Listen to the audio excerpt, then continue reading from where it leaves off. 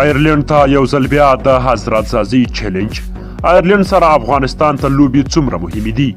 که چیرته افغانستان دغه لوبې وبایلي نو څه به وشي؟ د هر څه په دغه ویډیو کې خو ویډیو تر پایه وګورئ. ګرانو مینوالو السلام علیکم.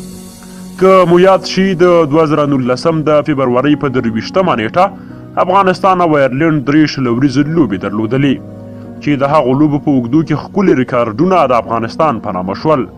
سږکال 3 شلوریزو لوبو کې هم له 2 اوپنرانو تمې دي چې ښایي یو ځل بیا افغان لوبغاړي د آیرلینډ خلاف لوبو کې ریکارډ جوړ کړي. افغان کرکټ بورډ د فبرورۍ میاشتې په اوږدو کې د آیرلینډ خلاف 3 شلوریزو لوبو ته 15 کسیز نوملړ اعلان کړ چې پکې ریکارډي توپوهونکی حضرت الله ځاځي او عثمان غني هم په دغه نوملړ کې شامل دي. د 2019 د فبرورۍ په 23مه حضرت الله ځاځي یو سل 2 شپېته ناسوځېدلې منډې کړې وي او عثمان غني بیا 3 منډې وکړي. ځاځي 8 شپېته توپونه لوبولي وو چې 14 شپږیزې او 11 څلوریزې وهلې وي. خو دغه راز بیا عثمان غني 48 توپونه لوبولي وو چې 3 شپږیزې او 7 څلوریزې په خپل نوم کړې وي. حضرت الله ځاځي د شلوریزو لوبو په لړ کې بیا دویم لوبغاړی شو چې د یو سل 2 شپېته ناسوځېدلې منډې تر استرالیایي ایرون فینچ د زیمبابوې خلاف لوبه کې یو سل 2 منډې کړې وي چې دا ورپسې دویم لوبغاړی شو.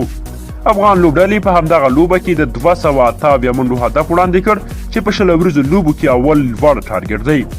په لومړي وکټ 215 منډې ملګرتیا یو بل ستر ریکارډ و چې عثمان غني او حضرت الله ځاځي کړی و. اوس یو ځل بیا همدغه 2 اوپنران په 15 کسیزه لوبډله کې شته او ځلېدلو ته یې هیلې ډېرې دي. دا لوبې د افغانستان لپاره ځکه مهمې دي چې افغان لوبډله بشپړ غړیتوب لرونکې لوبډله ده او آیرلینډ لا هم شلوریزو لوبو کې بشپړ غړیتوب نه لري. که آیرلینډ له افغانستان په لوړ توپیر لوبې وګټي نو افغانستان ته صدمه یعنې زیان رسیږي او درجه بندۍ کې پرې منفي اغیز لرلی شي. که آیرلینډ له افغانستان لوبې وګټي نو افغانستان د شلوریزو لوبو په درجه بندۍ کې له 9 مقام څخه 8 مقام ته غورځولی شي. خو دغه راز په افغان لوبډله کې د رحمان الله ګربز او ځینو نورو لوبغاړو شتون هم دې لوبډلې ته هیلې ورکولی شي. مجيب الرحمن، نجیب الله زدران، محمد نبی ساخیل هم مین لوبغاړي دي او کولی شي چې لوبډله د بري تر پولو ورسوي. خو کله چې هم توپوهنه له اوپننګ ښه مخته ولاړه شي نو منځني او وروستي توپوهونکي کولی شي ښه او ډاډه توپوهنه وکړي او مقابلې لوبډلې ته ستر ټارګټ ورکړي. خو که د ځاځي فوم لکه د نړیوال جام په څیر وي نو ستونزه به په اوپننګ کې ډیره زیاته وي. ځاځي د 2019 کال په وروستیو ښه توپوهنه نندارې ته نه ده وړاندې کړې او د بنګلادیش سوداګریز لیګ پر مهال هم چندان ښه ونه ځلېد. نو تمه ده چې ځاځي د آیرلینډ لوبو کې ښه توپوهنه وکړي او فوم کې ځان ثابت کړي.